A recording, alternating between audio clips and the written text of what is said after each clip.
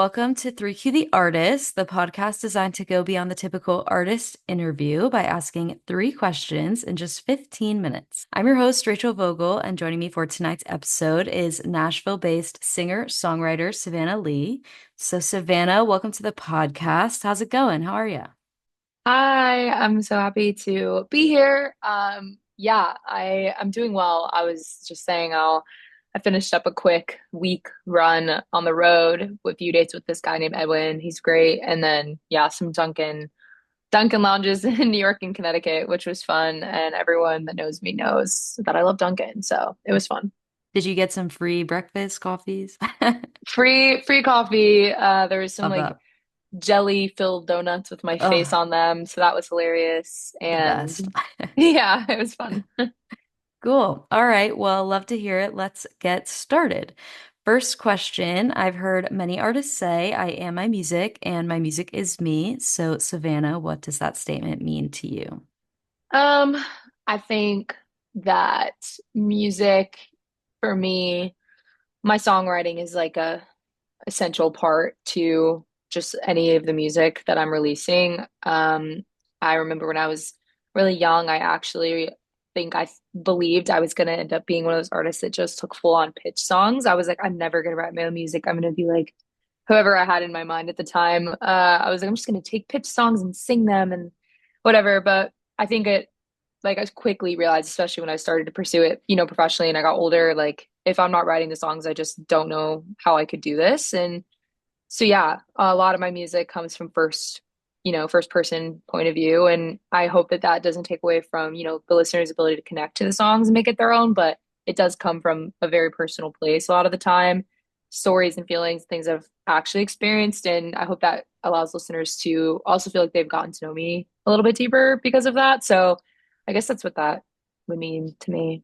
So, before we jump into the next question, kind of tying off of that, you recently dropped an EP in August called Reminders of You. How'd you describe that project to somebody who's never heard your music before? Is it kind of similar to what you were just describing?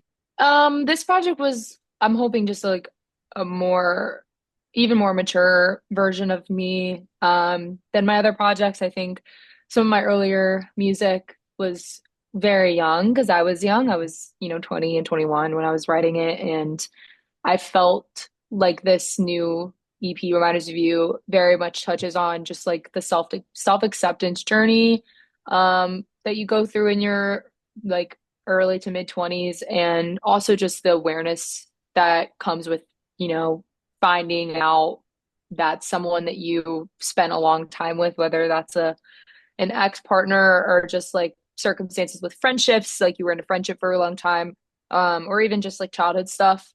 I think it's like a big point to reflect on a lot of that in your early 20s. And I did that. And I think these songs were just kind of the conclusions I came to through the reflection process. And it's not a light EP by any means, but it was important to me to make those songs and to, explain where my heart was when I kind of came to those conclusions, just so that a lot of people that I hope can relate, feel like they have something to listen to that kind of describes the emotions, because that's something that is important to me as a writer, is just making sure people can find a song that can explain how they're feeling if they're not able to kind of explain it themselves. Yeah. Do you have any favorite memories of while you were putting the project together? Yeah, I'm sure I do. It's crazy because it's just been like it came out in August, but obviously we started it last year. I think the first song was written in April of last year of 2023. So, uh, I think some of my favorite memories are probably probably the days that we either, recorded the songs. Like I did some rights in LA for the EP, and then I took those rights and brought the songs, a couple of them, to my friend Andrew Pacheco, who is a producer and a writer and artist here in Nashville. And just the process of getting to know him on a personal note that year, and also, making music together. I just hadn't really gotten to make music with a friend before. A lot of the time it was just like work collaborators that I got to know as like kind of an acquaintance, but never got to be close to outside of music. So he's just, yeah, one of my best friends. And the process of making the music together was just really fun. Not serious, even though the music was very serious. So it was just like very fun.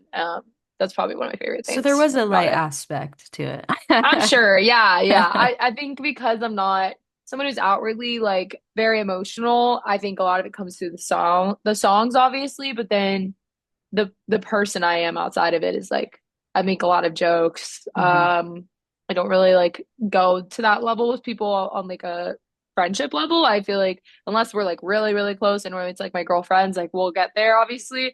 But he's just like such a funny guy. So him and I together just like banter very much so. Like that's a lot of what our friendship has become. And it's definitely nice to have that like outlet too. Not everything has to always be so, yeah, deep. Yeah, that's great. Well, speaking of deep, we're moving on to the next question. Every industry has its dirty little secrets, and those can be both positive and negative. What's one secret you would like to share about the music industry? Mm, interesting. That's a good question. Um, I think that I don't know if it's like a secret. I mean, maybe it is, but I think that a lot of people perceive success as like quick, like it's like the overnight thing, like people talk about. And just from obviously my own experience and also just knowing artists that I've looked up to, so many of the overnight successes are more so like 10 years in the making. And it just appears like they came out of nowhere, but in reality, it's like I don't know, it's just such a grind. And I think it's hard for people on the outside that are not in the industry at all to kind of see that. Um, yeah, I don't know. I think it's like it's a build up over time for sure. hmm It's not just like blow up on TikTok and you're famous. That has happened to people, but I think it's important to remember how hard people work to get to those places, I guess. Yeah, It takes a totally. really long time. Yeah. Yeah. How long have you been making music? Have you been doing this like since you were just a little kid? Yeah, I've been making music since I can remember as a kid. I started writing songs when I was 6, but yeah, it's been a long time. All right, last question. Today, you are in your 20s, so imagine you're reaching the later part of life. You just turned 75. You're being interviewed on your career and your life in general. What would you hope to be able to say about each? I remember this question. This question. Okay. About my life and my music. Right. hmm Okay. Perfect. I think we'll start with music, so it's easier, which is probably bad. I would like to say that I just got to do this as long as I possibly could. This has been my dream forever since I was a baby. I can honestly remember my parents were like, the second you and your sister could talk, you guys were singing, and I just grew up in such a music household that there isn't a time I can remember that this wasn't my goal. So obviously being able to pursue this and look back at 75 and be like, you reached all of those goals and were able to like make, a full on career and sustain yourself and all of that based off just living your dream, I think would be what I would want to say for that. And I guess family, maybe. Hmm. So that one's always hard. I don't It's a even tough one. know. That's a hard one. Yeah. I don't know. I would say like hoping that I was able to just maybe have a successful family, maybe.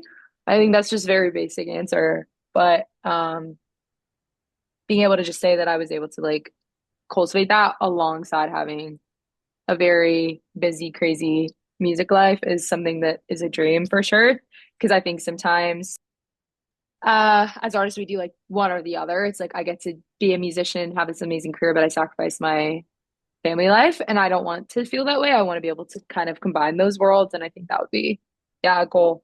All right. Well, we have officially reached the end of the interview, but thank you, Savannah. Again, it's been a pleasure to have you on the podcast. Thank you.